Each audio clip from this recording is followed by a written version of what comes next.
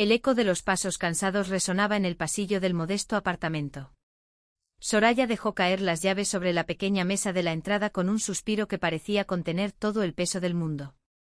Sus pies, adoloridos tras un largo día, latían al compás de su respiración agitada. ¡Caray! Por fin en casa. Sentía que los pies no le daban para más. Mientras se descalzaba, un pensamiento fugaz cruzó por su mente, una queja silenciosa dirigida a las autoridades. ¿Qué manía tenía el gobierno de poner las cárceles tan lejos, a tomar por saco? ¿Qué les costaba construir una ahí, en pleno centro, bien comunicada, con su estación de metro cerca y a un tiro de piedra de las tiendas de moda? Aquel viaje para ir a ver a Aida a la cárcel le había traído una avalancha de recuerdos. El patio frío, las literas metálicas, el rancho de comida insípida. Todo le resultaba extrañamente familiar a Luisma, quien la escuchaba desde el sofá con su habitual inocencia. El muchacho, con los ojos muy abiertos, comentó que ese ambiente le sonaba conocido, preguntándose si allí estaban todos los hombres. Soraya lo miró con ternura y resignación, aclarándole que eran mujeres. Luisma soltó una carcajada espontánea, exclamando que era la primera vez que podía decir que su hermana era la más guapa del grupo. La situación de la familia era, a todas luces, un cuadro tragicómico. Como el propio Luisma reflexionaba en voz alta, vaya familia tenían. El padre era presidiario, el tío lidiaba con sus antiguas adicciones y la madre estaba entre rejas. Con su lógica aplastante, Luisma se preguntaba para qué seguir estudiando si alguien tenía que continuar con aquella peculiar tradición familiar. Bromeaba diciendo que él mismo se veía caminando por esos pasillos tan largos en el futuro. Sin embargo, el hambre interrumpió sus reflexiones filosóficas. Un aroma reconfortante flotaba en el aire. Eran las croquetas que había dejado preparadas Aida antes de marcharse. Soraya sintió un nudo en la garganta al ver la comida y al encender el televisor, sintonizando el programa favorito de su madre, aquel que siempre veían juntas. El ambiente en el salón era una mezcla de nostalgia y determinación. Cuando alguien intentó sentarse en el viejo sillón, Soraya saltó casi por instinto, pidiendo que no lo hicieran, pues ese era el sitio de Aida. Luego, al observar el suelo desgastado, ofreció con una sonrisa triste que aún quedaba un poco de espacio en el suelo, bromeando sobre el hecho de que todavía tenía su ropa en las maletas. Pero rápidamente sacudió la cabeza, despejando la melancolía. Aida no querría verlos así, derrotados. Soraya había hecho una promesa solemne, todos iban a tirar para adelante. Se plantó en medio de la sala, con los ojos brillando de resolución, animando a los suyos. Juntos iban a conseguir que todo funcionara como antes, exactamente como si su madre no se hubiera ido. Luisma, contagiado por el entusiasmo de su sobrina, se puso en pie de un salto. Quería ser el primero en demostrar su compromiso. Agarró el palo de fregar como si fuera un micrófono y se presentó con orgullo: «Soy Luis Mariano, fregona en mano». Su ocurrencia arrancó sonrisas, aliviando la tensión. Soraya asintió explicando que debían repartirse las tareas de la casa. La lista era interminable: hacer la compra, ir a la tintorería, fregar el baño, hacer la comida, tender la ropa. Y, de paso, darle una mano de pintura a las paredes porque ella sola no podía con todo. Luisma, fiel a su estilo, intentó escaquearse al instante, pero el deber llamaba. Mientras la familia de Aida intentaba organizar su nueva vida, en el bar del barrio se gestaba otro tipo de caos. Mauricio Colmenero, el dueño del local, se enfrentaba a una crisis que amenazaba su peculiar estilo de vida. Estaba sumido en una discusión con Osvaldo, su empleado y ahora, por azares del destino y de las trampas legales, su marido. Soraya, de paso por el local, los observó y comentó con ironía que parecían un matrimonio de verdad en su primera pelea. Añadió que lo mejor de las peleas venía después, augurando reconciliaciones nocturnas, recordando aquel viejo refrán de que los amores reñidos son los más queridos. Mauricio, siempre a la defensiva, replicó a Soraya mencionando el pasado de su propio matrimonio, un dardo que voló por el aire sin hacer demasiado daño. Soraya, sin perder la sonrisa, le recordó que Osvaldo no era su novio, sino su marido. Mauricio, ofuscado y queriendo demostrar su hombría frente a las burlas de los presentes, exigió a Osvaldo que le enseñara una tetilla, un comentario absurdo que solo provocó las risas de los clientes. Ofendido, Mauricio mandó a todos a pasear, acusándolos de tener envidia porque era el único al que Hacienda le iba a desgravar ese año por estar casado. Se jactaba de ser más listo que el Estado, de haberlos engañado a todos. Sin embargo, la realidad llamó a la puerta en forma de una carta oficial del Departamento de Inmigración. Mauricio, con el ceño fruncido, leyó el documento que anunciaba la visita de un funcionario para constatar la validez de su matrimonio. La confusión inicial de Mauricio fue disipada por la cruda explicación de Fidel, el joven intelectual del barrio, quien le aclaró que iban a hacerles una inspección para comprobar si su matrimonio era una farsa.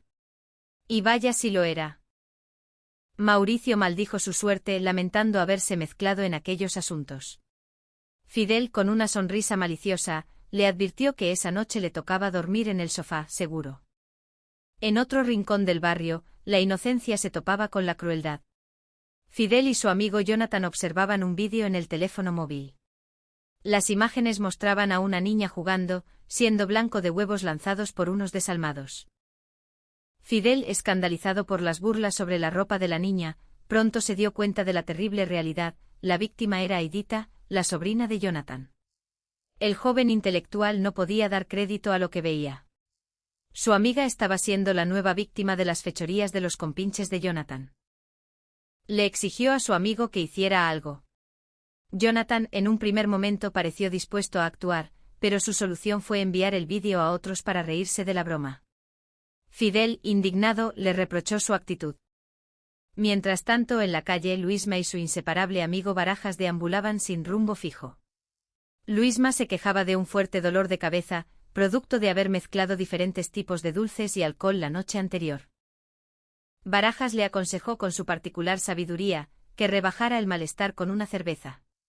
Su atención se desvió cuando encontraron un objeto brillante en el suelo. Al principio pensaron que era una pistola de juguete. Se maravillaron con el descubrimiento, sintiéndose como verdaderos espías. Jugaron a piedra, papel o tijera para decidir quién la sostenía primero. Barajas, siempre despistado, perdió al sacar piedra contra tijera, argumentando que en el próximo juego elegirían caracol, un juego de su propia invención. Al examinar el arma, la ilusión se transformó en terror. Tras un disparo accidental que pasó rozando la oreja de Luisma, ambos comprendieron que la pistola era real. El pánico se apoderó de ellos. Barajas, temblando, agradeció que el arma hubiera caído en sus manos y no en las de unos irresponsables, sin darse cuenta de la ironía de sus palabras. Decidieron esconderla, pidiéndose primero para manipularla, como si fuera un tesoro maldito que no sabían cómo manejar. En el apartamento, Soraya luchaba contra la burocracia y el caos doméstico. Intentaba comunicarse con la compañía de luz para pagar una factura, pero la música de espera la volvía loca. Buscaba desesperadamente el número de recibo, preguntando a su abuela, quien no tenía idea de dónde se guardaban las facturas. Soraya, haciendo malabares con la limpieza, el teléfono y las constantes interrupciones de sus familiares que le pedían cosas absurdas, sentía que estaba a punto de colapsar. Cuando por fin logró hablar con un operador, las distracciones en la casa la hicieron perder la llamada, sumiéndola en la desesperación. Tropezó con los objetos esparcidos por el suelo y, aunque aseguró estar perfectamente de maravilla, todos sabían que necesitaba ayuda urgente. Chema, el panadero del barrio y un hombre de buen corazón, observaba la situación de Mauricio con preocupación. Intentaba convencerlo de que lo mejor era divorciarse para evitar problemas mayores. Mauricio, aterrorizado por la posibilidad de volver a la cárcel, escuchaba las advertencias de Chema sobre las denuncias y embargos. Chema además le recordó que él mismo había firmado como testigo en la boda, lo que lo convertía en cómplice del fraude. Tras un momento de pánico, Mauricio decidió que la única salida era fingir ser la pareja perfecta. Si había que fingir amor, se fingiría. Comenzaron los preparativos para la temida entrevista. Mauricio y Osvaldo intentaban aprender detalles íntimos el uno del otro, una tarea titánica dada su nula conexión sentimental. Ensayaban respuestas, respiraban hondo y trataban de encontrar un punto en común. En medio de este ensayo absurdo, Aidita entró en el local, con la cara manchada y triste. Luisma, confundido, la llamó por el nombre de su hermana, sin reconocer a su propia sobrina tras el ataque de los acosadores. Fidel, conmovido por la situación de Aidita, decidió tomar cartas en el asunto. Le regaló una primera edición del libro Mujercitas, esperando que encontrara refugio en la literatura romántica. Al notar que las gafas de la niña estaban rotas, descubrió que los matones del barrio continuaban acosándola. Aidita, asustada, rogaba que no le dijeran nada a su madre. Fidel, armado con su vasto vocabulario y citando a Aristóteles y Aquiles, le prometió que usarían el arte de la persuasión para detener a los abusones. Aidita, impresionada por las palabras del joven, le sonrió con gratitud. La tensión por la pistola robada consumía a Luisma y Barajas. En el bar, Luisma intentaba pedir una cerveza, pero el camarero se negaba a servirle si no pagaba las deudas previas. La paranoia los hacía ver policías en cada esquina. Cuando escucharon en la radio que había ocurrido un asesinato en un descampado cercano y que buscaban el arma homicida, el miedo se transformó en histeria. Sabían que debían deshacerse de la pistola de inmediato. El inspector de inmigración, Pedro Miranda, finalmente llegó al piso de Mauricio. La tensión se podía cortar con un cuchillo. Mauricio y Osvaldo intentaban mostrarse como una pareja enamorada, entrelazando fechas y anécdotas inventadas. Las respuestas contradictorias sobre el tiempo que llevaban juntos y su supuesta luna de miel no hicieron más que levantar sospechas. El inspector, curtido en 1000 batallas, no se dejó engañar por el teatro. Les pidió que se besaran para demostrar su amor, llevando a Mauricio al límite de su capacidad actoral. Tras un momento de pánico extremo, descubrieron que el supuesto inspector no era más que una broma pesada de un amigo, lo que les dio un respiro, pero también la certeza de que debían prepararse mejor para la verdadera inspección. Soraya, agradecida por el apoyo de sus vecinos, encontraba consuelo en la comida casera que le ofrecían y en la ayuda incondicional de Chema, quien se ofrecía a planchar la ropa y aliviar la carga del hogar. Aunque la situación económica era precaria, el calor humano del barrio mantenía a la familia unida y esperanzada. Luisma y Barajas, en su intento desesperado por deshacerse del arma, planeaban arrojarla al mar o derretirla en una fundición como en las películas de acción. Sus discusiones absurdas sobre cómo limpiar las huellas dactilares sin manchar otra parte del arma los llevaron al borde del colapso nervioso. La providencia intervino de la forma más inesperada: un ladrón callejero intentó atracarlos. Luisma, en lugar de resistirse, vio la oportunidad perfecta. Le entregó la pistola al atracador con un alivio inmenso, agradeciendo al cielo haberse librado de aquel peso mortal. Finalmente el verdadero inspector de inmigración, Juan José Muñoz, se presentó ante Mauricio y Osvaldo. La entrevista fue un desastre cómico. Mauricio, en su afán por demostrar que conocía a su pareja, recitó datos demográficos de su propio pueblo, confundió el grupo sanguíneo con el abecedario y admitió tener fobia a las arañas en lugar de responder sobre los miedos de Osvaldo.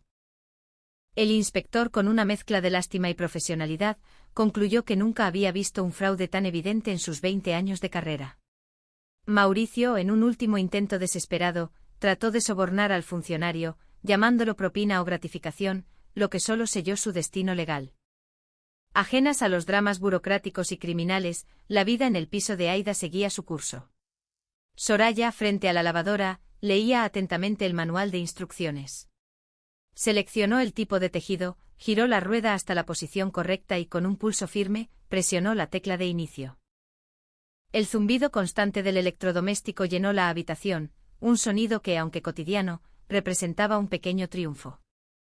Era el sonido de un hogar que, a pesar de las adversidades, las ausencias y los enredos, comenzaba a funcionar de nuevo, paso a paso, con la fuerza inquebrantable del amor familiar y la esperanza de un mañana más luminoso.